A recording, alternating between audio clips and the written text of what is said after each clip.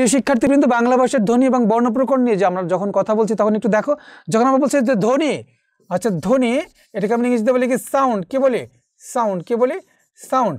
আচ্ছা, ধ্বনির যে লিখিত রূপ সেটাকে আমরা বলবো বর্ণ, ধ্বনির লিখিত রূপকে বলবো বর্ণ। একটু দেখো, বাংলা বর্ণমালার উদ্ভব এটি আমরা আগেই আলোচনা করেছি ব্রাহ্মী লিপি থেকে, আর বাংলা বর্ণমালা লেখা হয় বঙ্গলিপি দ্বারা, এটা আমরা জানি। বাংলা বর্ণমালার স্থায়ী রূপ লাভ করে কোন সময়ে? ঈশ্বরচন্দ্র বিদ্যাসাগরের সময়, এটিও আমরা জানি। এবং ধ্বনি এবং বর্ণ সম্পর্কিত যে বিষয়গুলো রয়েছে সেটিও আমরা একটু দেখে নেই। দেখুন কি বলা আছে যে ধ্বনি হচ্ছে কি মৌখিক রূপ আর বর্ণ হচ্ছে কি লিখিত রূপ, অর্থাৎ ধ্বনি লিখিতভাবে প্রকাশের প্রতীক চিহ্ন হচ্ছে কি বর্ণ। এটা আমরা জানি যে ধ্বনি এবং বর্ণে কেবল নামেই পার্থক্য, বাট এর ব্যবহারের দুটি নামেই একই অর্থে ব্যবহৃত হয়। অর্থাৎ ধ্বনি এবং বর্ণের মধ্যে মূল পার্থক্যটা হচ্ছে ধ্বনি হচ্ছে যেটা উচ্চারিত হয়, এটা যেটা আমরা বলি মৌখিক রূপ, আর যেটা আমরা লিখি সেটা হচ্ছে কি আমাদের বর্ণ। প্রিয় শিক্ষার্থীবৃন্দ, ধ্বনি এবং বর্ণের যে বিষয়গুলো আমরা দেখলাম, দেখো ধ্বনি সম্পর্কিত যে আলোচনাগুলো হবে মনে রাখবা, ধ্বনি হচ্ছে ভাষার মূল উপাদান। ভাষার মূল উপাদান হচ্ছে ধ্বনি, ভাষার প্রধান ভাবন হচ্ছে ধ্বনি, ভাষার মূল হচ্ছে ধ্বনি, ভাষার মৌলিক ক্ষুদ্রতম একক হচ্ছে ধ্বনি, ভাষার অঙ্গ হচ্ছে ধ্বনি, শব্দের ক্ষুদ্রতম উপাদান হচ্ছে ধ্বনি, ভাবের উৎস হচ্ছে ধ্বনি। আর শব্দকে বিশ্লেষণ করলে তার যে পরমাণু বা অবিভাজ্য ক্ষুদ্রতম অংশ পাওয়া যায় সেটি হচ্ছে ধ্বনি। অর্থাৎ ধ্বনি সম্পর্কিত যে বিষয়গুলো রয়েছে সেই বিষয়গুলো তোমরা একটু দেখবে। প্রিয় শিক্ষার্থী, একটু খেয়াল করো যে ধ্বনি উৎপাদনের ক্ষেত্রে মনে রাখবা, সাউন্ড উৎপাদনের ক্ষেত্রে মুখবিবরের উচ্চারণের যে মূল উপকরণ বা উচ্চারক সে দুটি হচ্ছে, একটি হচ্ছে জিহ্বা আর একটি হচ্ছে কি ওষ্ঠ। একটি হচ্ছে জিহ্বা আর একটি ওষ্ঠ, এটি আমাদের মনে রাখা দরকার। প্রিয় শিক্ষার্থীবৃন্দ, এখন আমরা আলোচনা করছি ধ্বনি। ধ্বনি আমরা কি বলি? সাউন্ড। ধ্বনি কি বলি? সাউন্ড। অর্থাৎ আমাদের যে বাকযন্ত্রগুলো রয়েছে, আমাদের যে সাউন্ড অর্গানগুলো রয়েছে, এই সাউন্ড অর্গানগুলো কি কি? কণ্ঠনালী, মুখবিবর,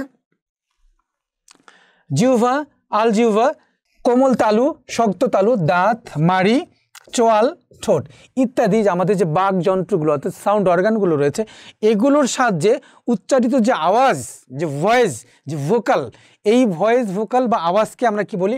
ধ্বনি বলি। আর ধ্বনি হচ্ছে কি ভাষার মূল উপাদান।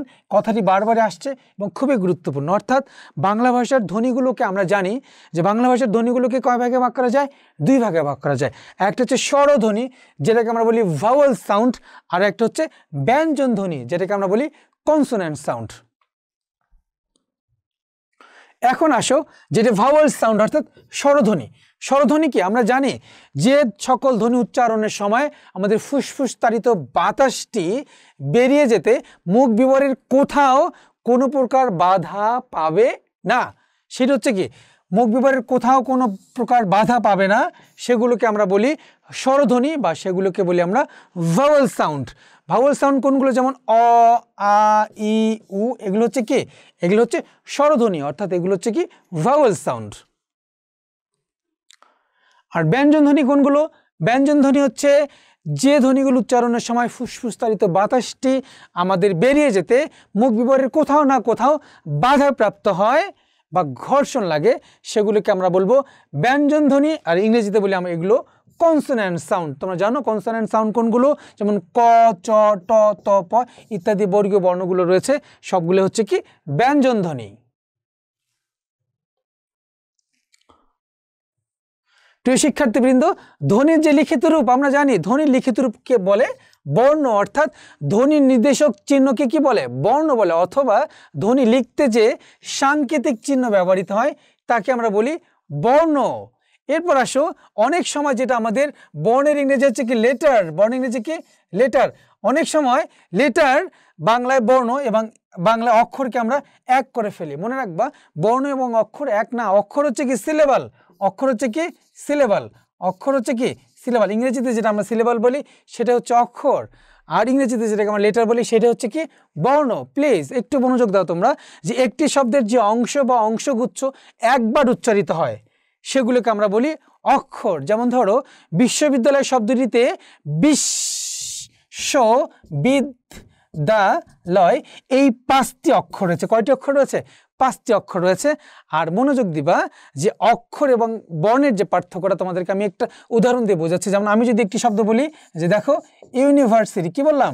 ইউনিভার্সিটি। 5টি। একটু খেয়াল করে দেখো, তো ইউনিভার্সিটি শব্দটিতে দেখো লেটার কয়টি? 1 2 3 4 5 6 7 8 9 10। কয়টি লেটার? এখানে লেটার হচ্ছে কয়টি? লেটার হচ্ছে এখানে 10টি। বাট এখানে দেখো সিলেবল কয়টি বা অক্ষর কয়টি? একটা হচ্ছে ইউ, নি, ভার, সি, টি। তো ইউনিভার্সিটি এখানে আমাদের সিলেবল হচ্ছে কয়টি? এখানে সিলেবল হচ্ছে সিলেবল হচ্ছে কয়টি বাবা? সিলেবল হচ্ছে 5টি। আর যেটি সিলেবল সেটিকে আমরা বাংলায় বলবো অক্ষর।